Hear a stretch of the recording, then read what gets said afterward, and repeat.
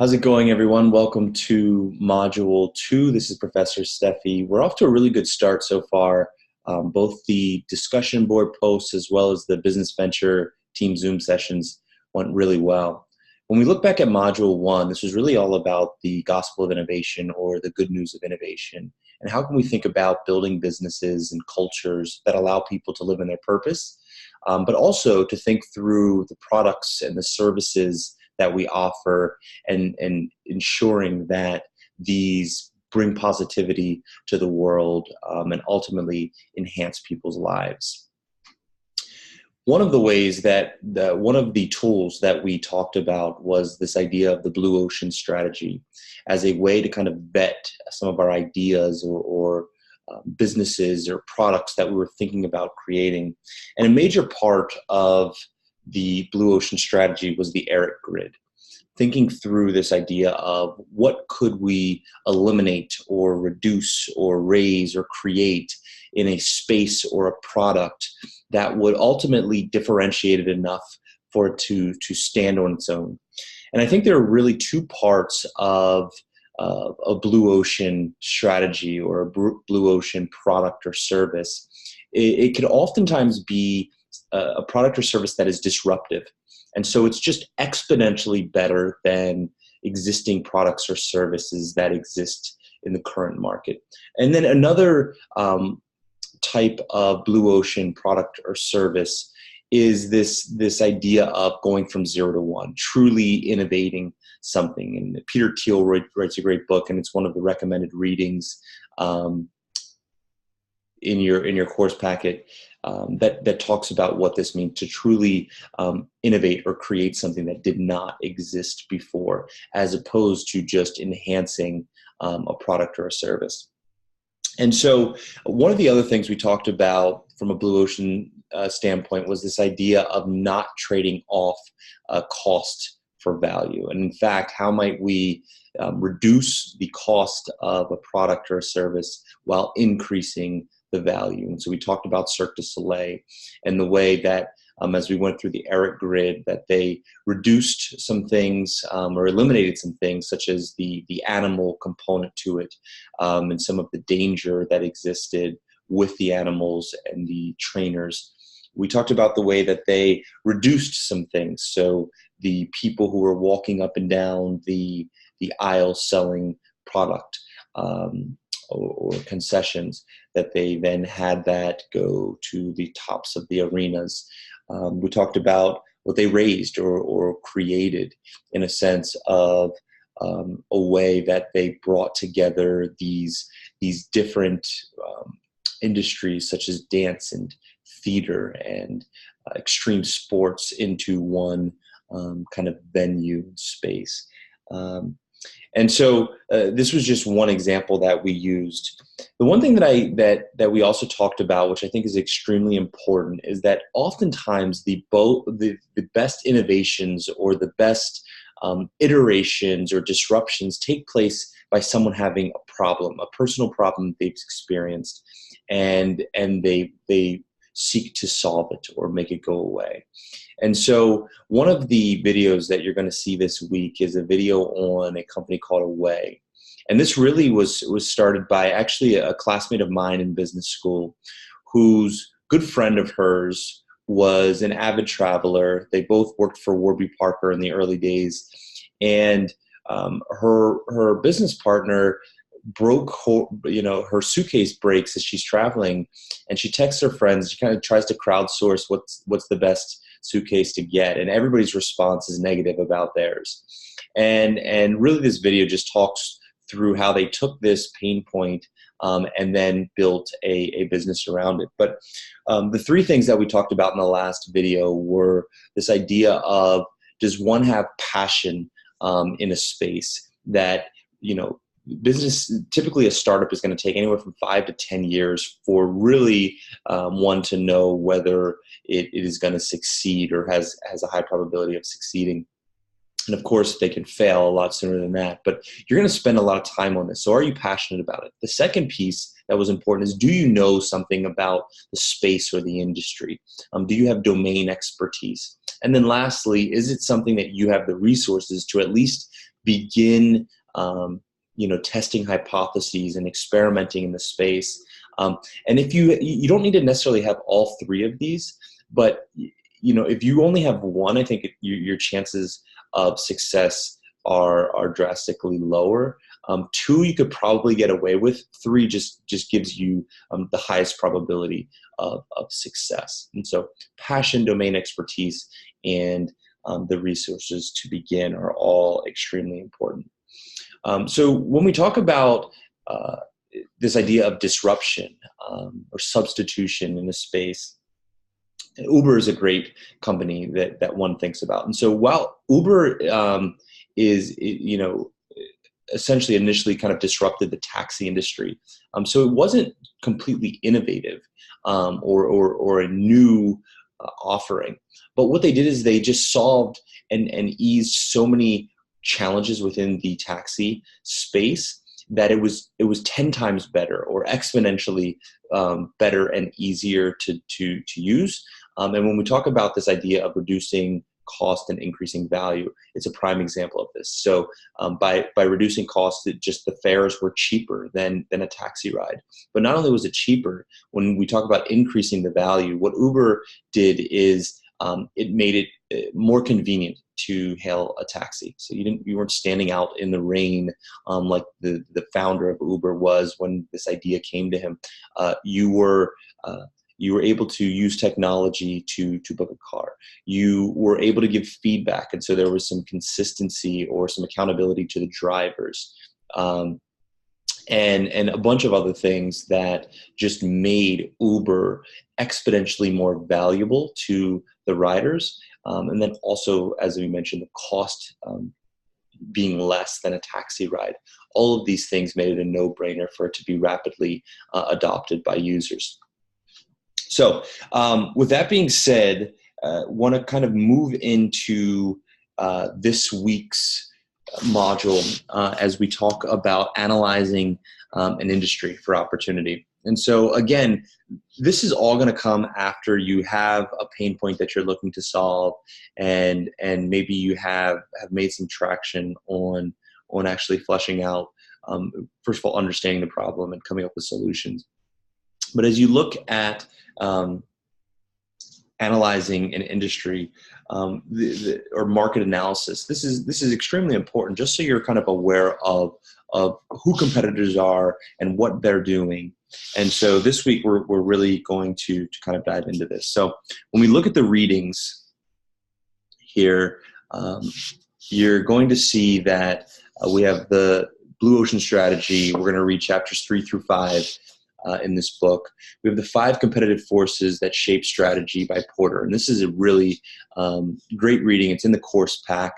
And some of the work that we're going to do this module will be a valuable resource. The strategy reading, industry analysis, is something that you are going to really use as we do not only the assignment for this week, but also as you work in your teams to think through the industry analysis there. So you're really going to want to make sure that you download this and look to it. You'll have a case study, which will be from Warby Parker, vision of good fashion brand, and then there's some recommended readings that we'll have as well. When we go down to the videos, there's a Porter video, which you'll see here, which we'll go through, and it'll explain Porter's 5 forces, which we're going to dive into a little bit more here in a moment. You have the industry analysis assignment. So what you're going to do with this is you're going to read the Warby Parker case study, conduct a brief analysis of the industry that Warby Parker competes in and how Warby Parker has found a profitable position. And this will require research beyond the case study. So for this paper, you should cover the following elements: a brief overview of Warby Parker's product service offering, You'll define the industry that Warby Parker plays in. You'll identify the players in the industry. You'll analyze the players' influence on profitability. You'll determine how Warby Parker found a profitable position in this industry. You'll look at the contributing factors to Warby Parker's success, and you'll include a completed 5 forces diagram in the appendices. And we'll talk about this here a little bit more. Now, when you think about all of this, and if you look at an industry analysis for some other companies, all of this could be as much as 50 or more pages of research. And so what we're asking you for in this assignment is only 4. And this will not include the appendices, which will be these the 5 forces diagrammed. But this is going to be certainly an abbreviated version. As you dive into your team ventures, these will probably be a little bit more expanded. But I think this will give you a good feel for the process, and also a great feel for the value of going through the process.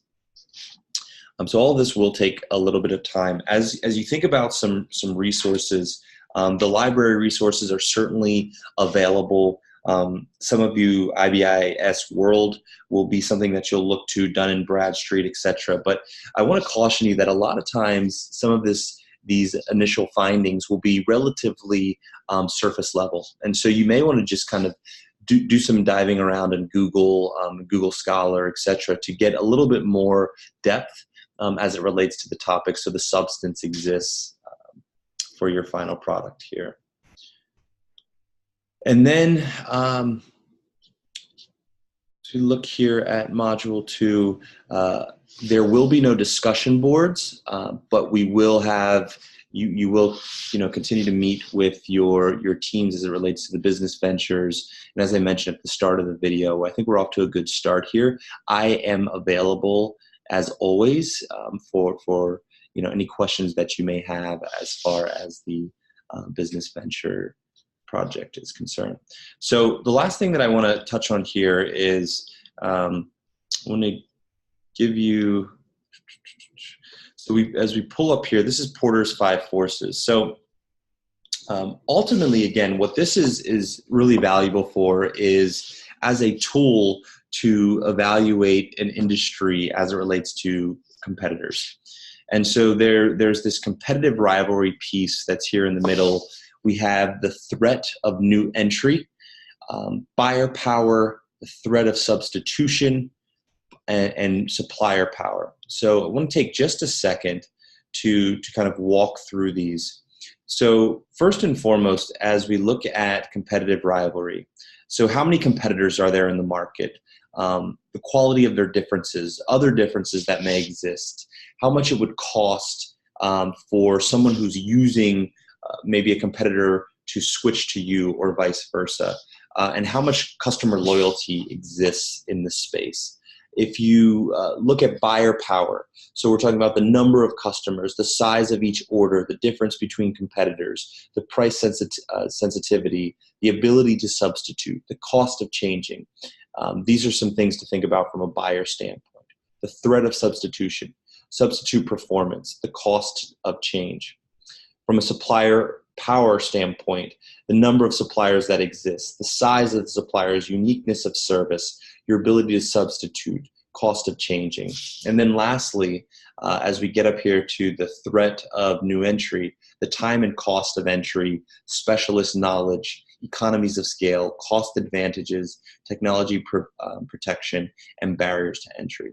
So if we would just kind of think through at a high level using the example of Uber, so if we look at competitive rivalry, and let's think back to the taxi industry before Uber entered the market. So at the time, there really wasn't much. There weren't many competitors in the space. There's kind of one dominant player in most cities. The quality difference, because they kind of had a monopoly here, there wasn't much of a difference. Switching costs, again, this was you could anticipate or hypothesize that it wouldn't really cost much for someone to switch, whose car they got into to travel when somewhere. and customer loyalty. At that time, the hypothesis was that there wasn't much customer loyalty, that people simply used taxis or cabs because that was the only thing that existed. But if there was an alternative, that they would be open to switching. So when we look at buyer power, the number of customers, the size of each order, the differences between competitors, price sensitivity, the ability to substitute, cost of changing. In this case, buyers, there were a lot of people who utilized cabs.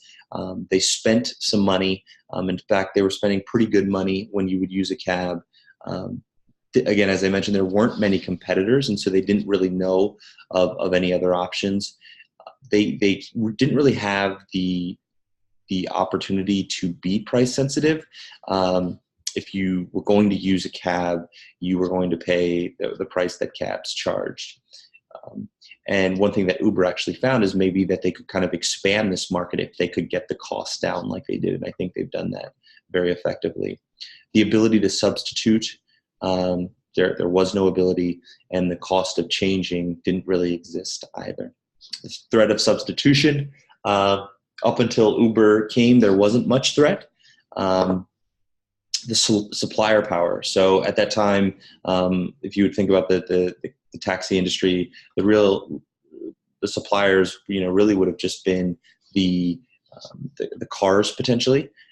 But other than that, there weren't many suppliers, and the uniqueness of the cars, Uber hypothesized, didn't really matter that much. The type of car that one got in, some would that would matter to would pay a premium, but for most, they were simply looking for transportation.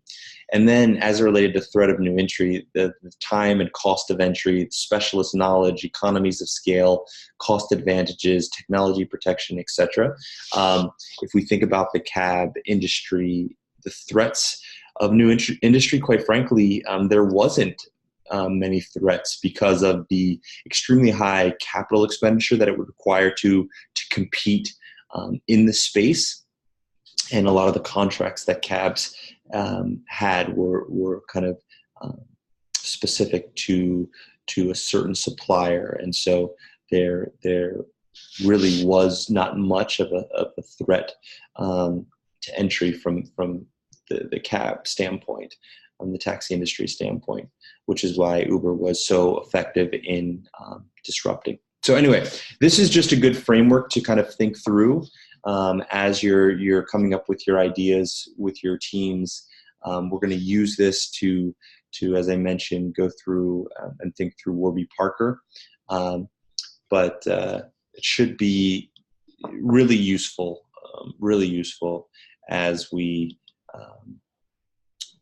are working with our teams on our business ventures. So that is all that I have for this week. Again, I'm here if you have any questions at all. Please feel free. I'm actually going to post another message to just recommend that we set up 15-minute Skype or Zoom session. That I set up a 15-minute Zoom session with each of you just to get to know you a little bit better and learn a little bit more about some of your ideas as it relates to innovation. I know these team projects, you're going to ultimately end up choosing one venture, but I'm really excited to kind of just listen to some of your experiences thus far, some of the things that you're excited about, and maybe some of the ideas that you have. And so look out for that request and some times that I'll be available. I'll also probably send out a link that'll just give some timestamps or some times that you can sign up for. All right. Hope everybody has a great week. God bless.